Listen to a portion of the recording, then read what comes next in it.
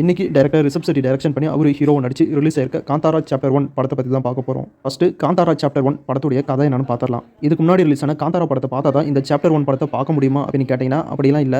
ஸ்ட்ரெயிட்டாவே Kantara chapter 1 படத்தை பார்த்தாலே உங்களுக்கு புரியும். இருந்தாலும் எல்லாருமே இதுக்கு முன்னாடி ரிலீஸ் ஆன காந்தாரா படத்தை கண்டிப்பா பார்த்திருப்பீங்க. இப்போ காந்தாரா சாப்டர் 1 படத்துல என்ன கதை சொல்லியிருக்காங்க அப்படின்னா, படத்தோட ஸ்டார்டிங்ல ஒரு சின்ன பையன் கேட்கறான், என்னோட அப்பா எதுக்காக இந்த இடத்துல காணாம போனாரு அப்படின்னு. அதுக்கு அந்த ஊர் மக்களை சேர்ந்த ஒருத்தர், இந்த இடத்துல தான் நம்ம முன்னோர்கள் காலகாலமா வாழ்ந்துட்டு இருந்தாங்க. இந்த இடத்தோட பேரு அப்ப காந்தாரா. சுமார் ஒரு 1000 வருஷங்களுக்கு முன்னாடி அப்படின்னு அந்த ஆள் கதையை சொல்ல ஆரம்பிக்கிறாரு. அவர் சொன்ன கதையில இந்த காந்தாரா மக்களுக்கு அவங்களுடைய கடவுள் எப்படி கிடைச்சாங்க, காந்தாரா மக்கள் கஷ்டத்துல இருக்கிறப்பலாம் எப்படி அந்த கடவுள் வந்து காந்தாரா மக்களுக்கு உதவி பண்ணிச்சு, அந்த நாட்டை ஆட்சி செய்கிற அரச குடும்பத்துக்கும் காந்தாரா மக்களுக்கும் என்ன சம்மந்தம், எதுக்காக அந்த அரச குடும்பம் காந்தாரா மக்களை அழிச்சே ஆகணும் அப்படின்னு நினைக்கிறாங்க, எதுக்காக அந்த குறிப்பிட்ட இடத்துல அந்த பையனுடைய அப்பா காணாமல் போனார் அப்படிங்கிற விஷயம் அந்த பையனுக்கு கடைசியில் தெரிய வந்துச்சா அப்படிங்கிற இந்த எல்லா கேள்விக்கான பதிலையும் இந்த படத்தை பார்த்து நீங்களே தெரிஞ்சுக்கோங்க. ஃபர்ஸ்ட் ரிலீஸ் ஆன காந்தாரா படம் பார்த்தீங்களா, அதில் இது நாங்கள் கொடுத்த இடம், இது எங்களுக்கே தான் வேணும் அப்படின்னு சொல்லி சண்டை போடுவாங்க. சொல்லப்போனால் அதே கான்செப்டோட தான் இந்த காந்தாரா சாப்டர் 1 படத்தையும் எடுத்திருக்காங்க. ஆனால் அந்த கதையை ரொம்பவே வித்தியாசமாக, ரொம்பவே சூப்பராகவும் இன்ட்ரெஸ்டாகவும், தெய்வ பக்தியோட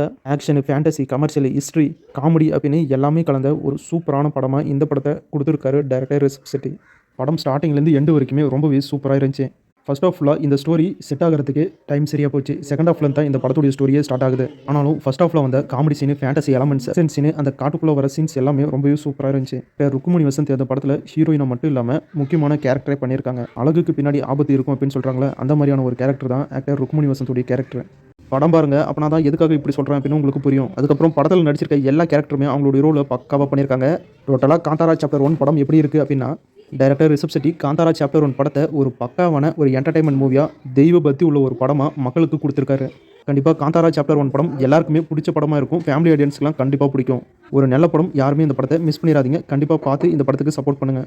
இந்த வீடியோ பிடிச்சா லைக் பண்ணுங்கள். நம்ம சேனலுக்கு தொடர்ந்து சப்போர்ட் பண்ணுங்கள், சப்ஸ்கிரைப் பண்ணுங்கள்.